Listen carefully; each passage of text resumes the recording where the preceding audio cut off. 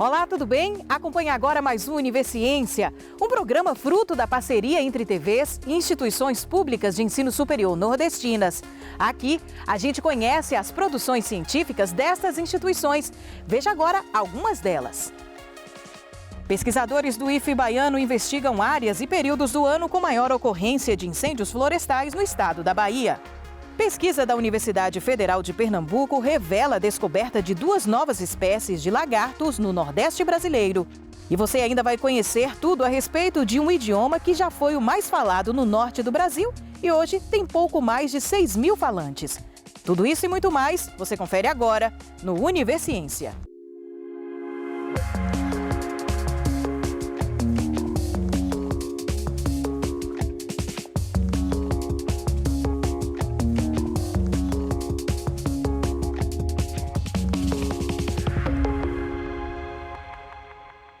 Pesquisadores do IFE baiano investigaram em quais áreas e períodos do ano a maior ocorrência de incêndios florestais no estado da Bahia. Veja agora, no Universiência, os resultados desse estudo e entenda como os incêndios florestais impactam no meio ambiente, contribuindo significativamente para a crise climática.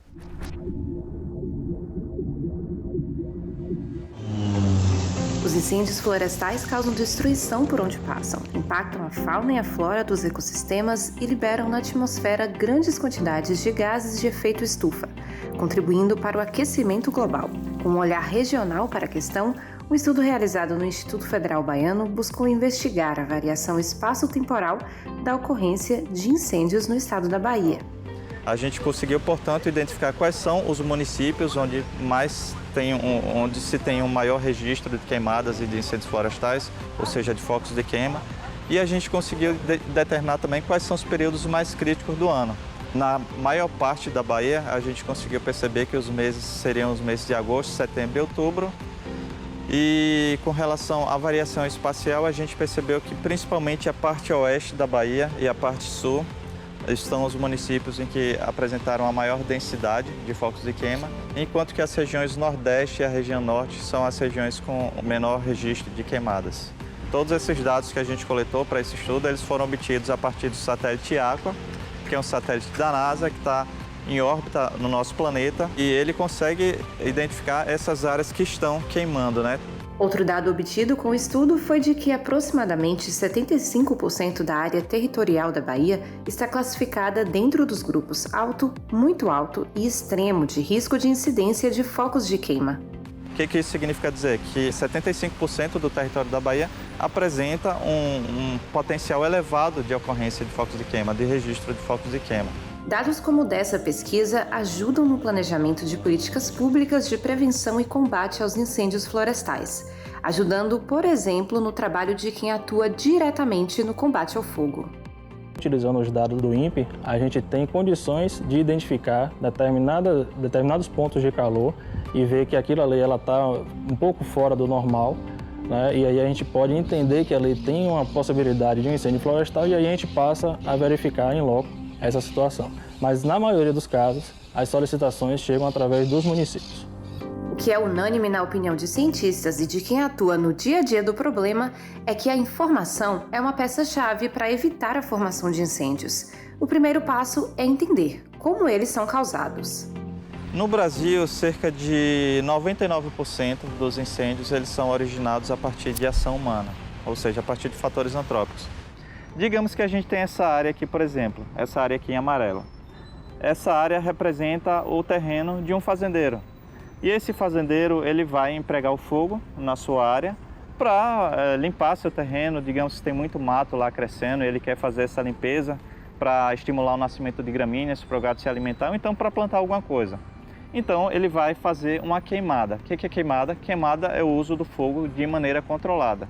Mas se esse pecuarista, se esse agricultor, ele não tomou os devidos cuidados, ele iniciou a queima aqui e chegou aqui, o fogo acabou invadindo a outra área, acabou invadindo um terreno do vizinho, ou então uma área de conservação, ou então uma área conservada lá com qualquer tipo de vegetação, a gente já chama de incêndio florestal.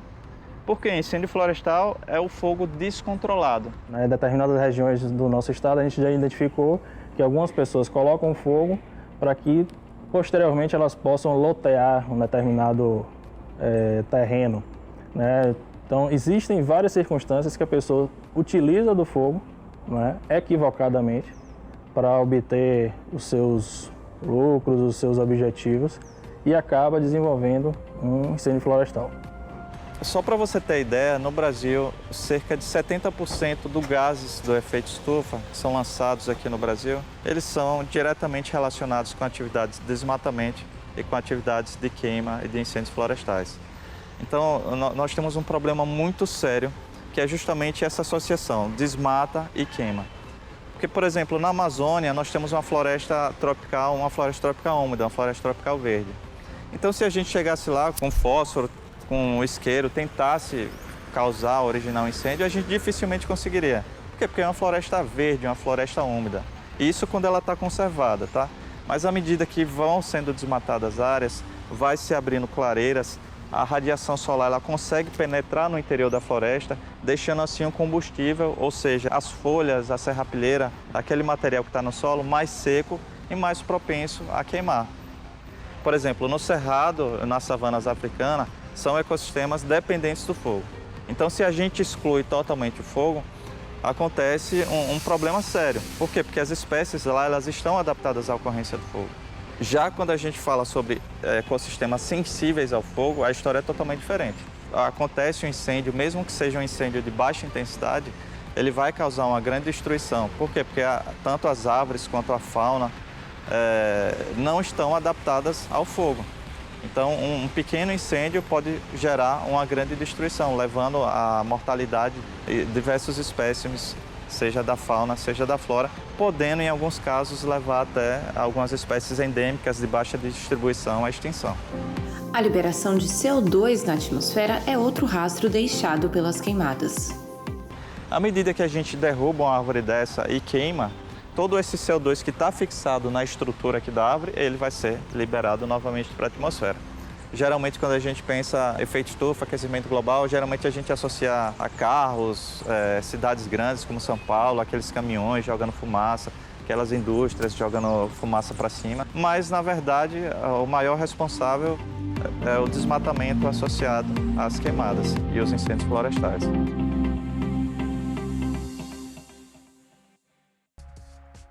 Veja daqui a pouco 2 novas espécies de lagartos encontradas no Nordeste brasileiro. É depois do intervalo.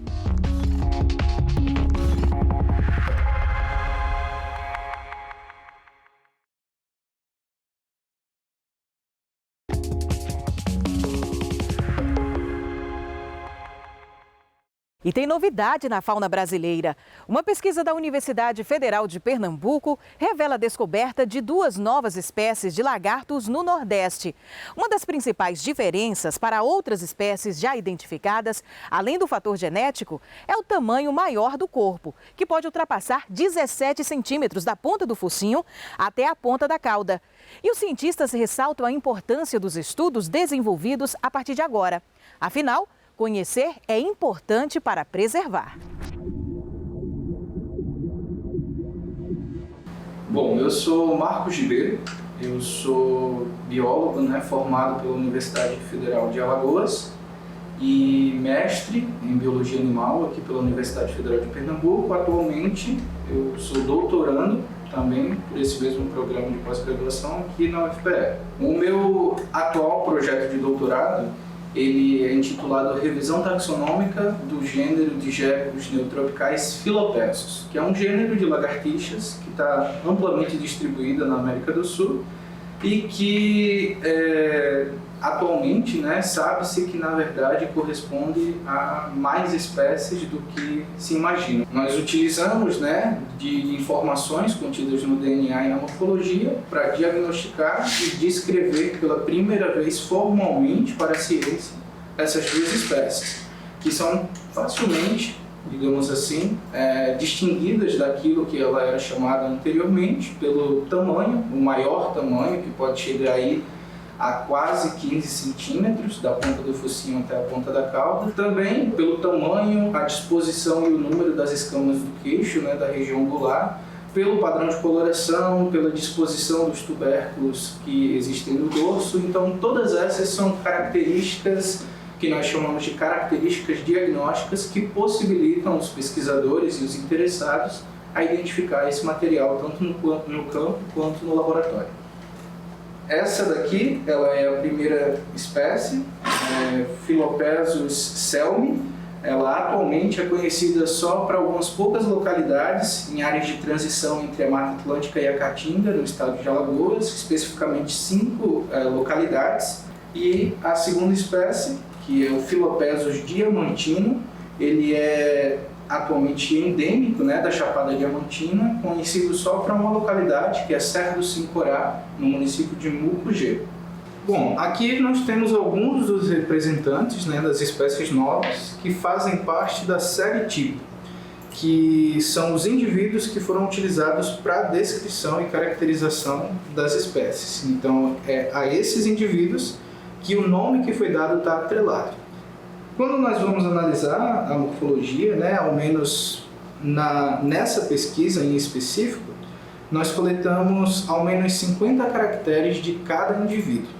Depois que nós temos todas essas medidas coletadas, obtidas, nós conseguimos rodar análises estatísticas para poder saber quais as características que apresentam diferenças importantes, para distinguir as diferentes espécies ou diferentes populações, para distinguir os diferentes sexos dos indivíduos, saber se existem diferenças entre machos e fêmeas, e também para diagnosticar os indivíduos. Nesse caso em específico, o tamanho do corpo é uma característica que diferencia ela das outras espécies, o tamanho e a distribuição dos grânulos que apresentam aqui na região do dorso, e também número, tamanho, disposição das escamas que existem aqui na região gular, que é a região do queixo do indivíduo.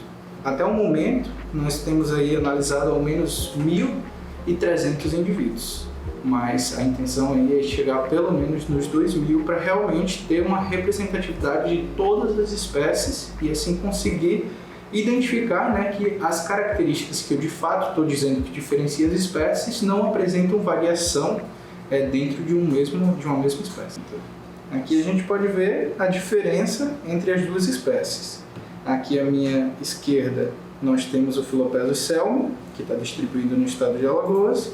À minha direita nós temos o Philopezus diamantino, restrito à Chapada Diamantina. Eu sou orientador dele, mas o Marcos trouxe a ideia com ele. O Marcos trouxe a ideia de trabalhar com os Philopezus da UFAL. O Marcos fez a iniciação científica na UFAL, na Federal do Alagoas, e me procurou para vir fazer um mestrado aqui em Pernambuco. Uma ideia incrível, uma ideia muito boa. Eu topei na hora e a gente está trabalhando em parceria. O Marcos fazendo doutorado, eu oriento. A orientadora dele na iniciação científica, a professora Tami Motti, é co-orientadora dele no doutorado agora. A gente fez uma equipe multi-instituições aí para abordar os Philopezus. Então, a gente tem pesquisadores aqui da UFPE, da UFAL, da USP, da Universidade de Minnesota e do INPA em Manaus, todos trabalhando integrados. A gente acha que todo mundo já ouviu e está cansado de ouvir que o Brasil é um país mega diverso, com muita diversidade. Isso é verdade. Acontece que parte dessa diversidade ainda não está descrita. A gente ainda está descrevendo, a gente ainda está descobrindo boa parte dessa diversidade, como esse trabalho que sai publicado agora demonstra. Descobrindo novas linhagens, descobrindo novas espécies ou publicando, reportando essas espécies para a ciência, a gente consegue proteger essas linhagens que até então a gente não identificava como diferentes. Até 2 meses atrás, essa espécie ela não era reconhecida para a ciência. A gente não tinha oficialmente ela reconhecida e a área de distribuição dela delimitada. Com a publicação do artigo, ela está oficialmente reconhecida pela ciência e os próximos passos agora é que os órgãos ambientais, fiscalizadores, tanto locais, do estado do Alagoas, de Sergipe, eventualmente, Pernambuco e os nacionais, o CMBio, o IBAMA, reconheçam essa espécie, tomem ciência dessa espécie e passem a considerar essas espécies nas listas de espécies ameaçadas e de áreas prioritárias para conservação. A Chapada Diamantina já é uma área prioritária para conservação. E essa espécie nova, mais uma espécie endêmica da região, só reforça a importância dessa região como uma região de alto endemismo, de alta importância de espécies restritas daquela região, exclusivas daquela região. Todos os anos, as baleias jubarte se deslocam da Antártida até a costa brasileira para se reproduzir nas águas do nosso país por conta das condições favoráveis da temperatura. Na Universidade Estadual de Santa Cruz, em Ilhéus, no sul da Bahia, pesquisadores do projeto Baleias na Serra analisam o comportamento das espécies jubarte durante sua temporada reprodutiva, através do monitoramento e observação desses animais na região de Serra Grande.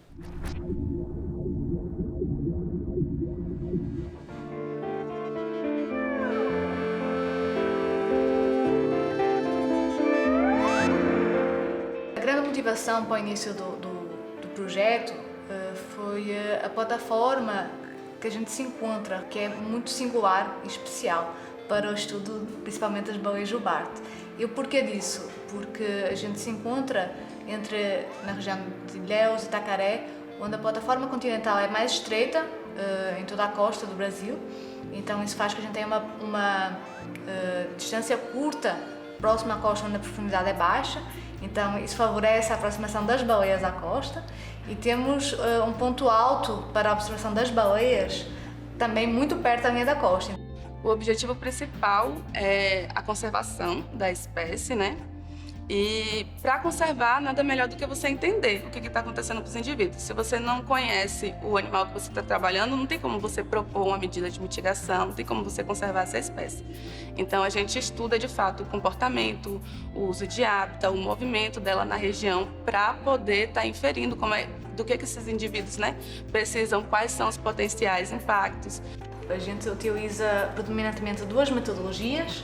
Uma que nós chamamos de monitoramento visual através do ponto fixo, então nós chamamos de Mirante Serra Grande, de terra, né? Nós não precisamos de ir para o mar, a gente consegue neste local observar as baleias de terra, e então a gente usa binóculos, usa um equipamento chamado de estação total, que ele nos permite ter uma ampliação muito grande, nos permite contar o número de baleias, entender a composição do grupo, registrar a posição delas na água, para entender as rotas delas aqui na nossa região.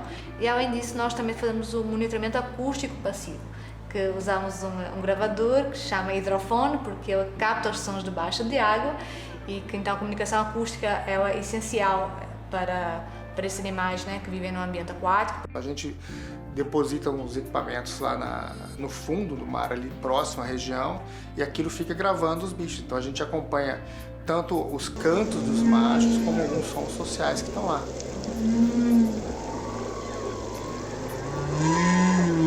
Você programa o quanto ele vai gravar, a hora que ele vai gravar, a frequência que ele vai estar sensível para gravar, e aquilo fica no mar por muito tempo. A gente tem observado que o número de baleias tem aumentado bastante desde 2014. A gente tinha uma média de baleias que a gente observava, 2, 3 baleias em média por hora. E em 2020 a gente teve uma média de baleias observadas durante a temporada de em torno de 11 baleias por hora. Em 2014 tem sido o ano que a gente tinha visto menos baleias aqui na nossa região, e 2021 foi menor ainda, então teve essa queda muito acentuada. A gente acredita que está associada provavelmente à diminuição da quantidade de alimento. Então aqui na Bahia eles vêm para reproduzir, quase não comem. Tá? Então eles não estão aqui integrados na cadeia alimentar como consumidores, mas eles estão trazendo nutrientes que eles acumularam lá. A temporada ela vai tipicamente final de junho, as baleias começam a chegar, e até novembro, né, mais ou menos. No meio da temporada reprodutiva, quando a gente observou mais adultos também na região. Então, a atividade vocal estava correlacionada com o número de adultos, ou seja, quanto mais indivíduos sexualmente ativos tinham na área, mais machos cantando a gente observou também. Os indivíduos como um todo, eles podem utilizar tanto de atividades aéreas, que seriam os saltos e batidas com parte do corpo para comunicação, como emissões vocais. A baleia jubarte virou um símbolo de Serra Grande, né? As pessoas sabem que conseguem ver as baleias de terra, então para mim eu acho que isso é uma das maiores alegrias que eu posso ter que o projeto conquistou, né? As pessoas associarem a baleia jubarte à região de Serra Grande. e em vários eventos, como com as comunidades, feiras, saraus, a gente levar esse conhecimento através de atividades de sensibilização ambiental, de educação ambiental. A gente falava da importância da conservação marinha, explicava sobre as espécies para as crianças também, tinha uma pessoa que ficava responsável. As pessoas chegam, leem as informações, tiram dúvidas, perguntam alguma curiosidade, alguma coisa em relação ao grupo de estudo, né, que são as baleias. E para o público infantil, contagem de histórias, né, que é totalmente voltado para a criança, com interação com as crianças, com brincadeiras com as crianças. Então a criançada se amarra e eu acredito que leva isso para a vida inteira. É uma sorte ter isso aqui, né? Então o Mirante, particularmente Serra Grande, é uma coisa muito especial porque você não tem esse tipo de situação na costa brasileira. São poucos lugares. No Nordeste praticamente não tem. E aí isso faz com que a gente tenha uma comunidade ali que tem a oportunidade de estar participando do monitoramento da atividade do bicho aqui. A baleia juvarte é de fato um bicho carismático e aí a gente fala sobre os impactos potenciais desses indivíduos. E aí as pessoas começam a se atentar mais à conservação marinha como um todo e aí acaba indo para um aspecto mais amplo, não só aquele indivíduo, mas o ambiente que ele vive e, consequentemente, outras espécies vão estar incluídas naquilo ali. Esse tipo de pesquisas são super interessantes de fazer, porque tem um interesse muito grande da população, da comunidade em geral, e faz com que não só os organismos, as baleias, né, os organismos aquáticos, mas também você começa a prestar atenção no oceano, no mar e coisas assim. Então, as baleias ajudam a população a prestar atenção no oceano, então é muito interessante por conta disso.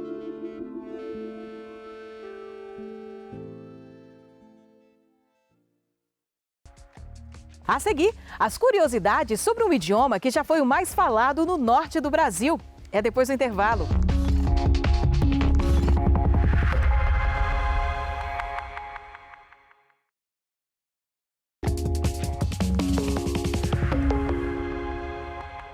Agora, curiosidades sobre um idioma que já foi o mais falado no norte do Brasil, mas hoje só possui cerca de 6.000 falantes na região.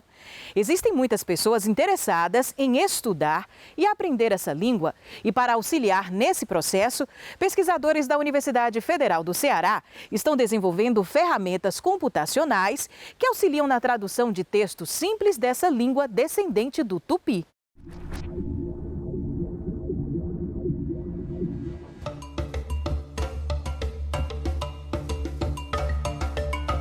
O Nhangatu nós podemos resumir como a única língua viva descendente do tupi, desse tupi que os portugueses encontraram falado na costa, que foi descrito pelo padre Anchieta em sua gramática, publicada em 1595, nas últimas décadas do século XVI. O Nhangatu, que já foi a língua mais falada de toda a região norte, mais falada que o português até meados do século XIX, foi recuando à medida que a região norte foi sendo integrada ao Brasil por meio da imigração, sobretudo é importante destacar a imigração de nordestinos que fugiram da seca de 1877. Então, em poucos anos, 500 mil nordestinos imigraram para a região norte pelo ciclo da borracha. E isso provocou uma diluição, né, do Nhangatu, progressiva. Então o Nhangatu foi recuando, né? Ele era falado em cidades como Santarém, Belém, né? Foi recuando a Amazônia adentro e hoje está reduzido ao Alto Rio Negro, que é uma região conhecida como Cabeça de Cachorro, que fica na fronteira de Brasil, Venezuela e Colômbia, no município de São Gabriel da Cachoeira. São apenas 6.000 falantes, essa é a estimativa que se tem, e estima-se 8.000 na Colômbia. Por outro lado, bem distante da região amazônica, pessoas comuns, que não necessariamente descendentes de indígenas, e com frequência não descendentes, se interessam pela língua. Por quê? Porque é o tupi vivo. Quando a minha atenção foi despertada para o Nhangatu, eu me deparei com o curso de Língua Geral Amazônica, Nhangatu Tupi Moderno, do professor Naval. É um manual em 13 lições, muito didático, com diálogos em situações cotidianas, É importante destacar o papel do professor Eduardo de Almeida Navarro, da USP. É o atual catedrático de Tupi. E eu pensei, não, então eu vou fazer alguma coisa em termos de linguística computacional que auxilie aos estudantes que estão aprendendo o curso do professor Navarro como autodidatas. Eu vou fazer um tradutor automático, que foi a primeira ferramenta, que traduza para o inglês e para o português e faça também a tradução do português e do inglês para o Nhangatu. A ferramenta eu dei o nome de GramApp. Quando a gente vai desenvolver uma ferramenta computacional como um tradutor automático, né, existem várias etapas, né, que a gente chama de etapas do processamento de linguagem natural. A linguística computacional procura descrever as línguas humanas de maneira matemática, usando um formalismo computacional de modo que a língua possa ser processada no computador. O segundo resultado do grupo é o etiquetador do Nhangatu. O primeiro nível de anotação que faltava era a etiquetagem morfossintática, um texto em que eu tenha cada palavra com a sua etiqueta designando se trata de artigo, substantivo, adjetivo, verbo, etc. E aí foi então o mote para criar um projeto de iniciação científica com esse objetivo, de criar um etiquetador morfossintático para o Nhangatu. O objetivo da minha pesquisa de mestrado é abarcar a sentença inteira do Nhangatu e também lidar com outros problemas que esse tipo de ferramenta encontra, como a ambiguidade, né, de palavras. Por exemplo, numa sentença que o professor usa muito esse exemplo, quem casa quer casa. Né? A gente tem casa substantivo, casa verbo. Né? Então o etiquetador ele precisa ser capaz de lidar com esses tipos de ambiguidades, de ser capaz de etiquetar corretamente essas palavras. O etiquetador morfossintático vai ser aperfeiçoado, né? Então essa é uma linha de pesquisa. A outra linha de pesquisa é o próximo projeto de iniciação científica, que é um anotador sintático do Nhangatu.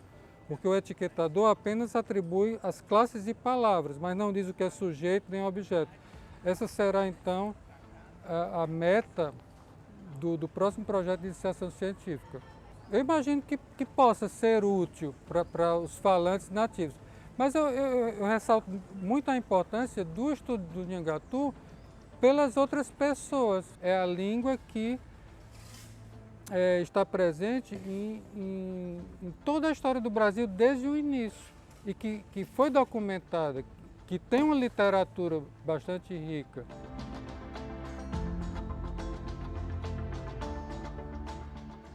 E o Univerciência de hoje fica por aqui. O próximo programa traremos mais pesquisas para você conhecer. E já sabe, se tem alguma dúvida ou sugestão, envia para o nosso e-mail universiencia@uesb.edu.br que a gente explica por aqui no outro programa. Tchau, tchau e até lá!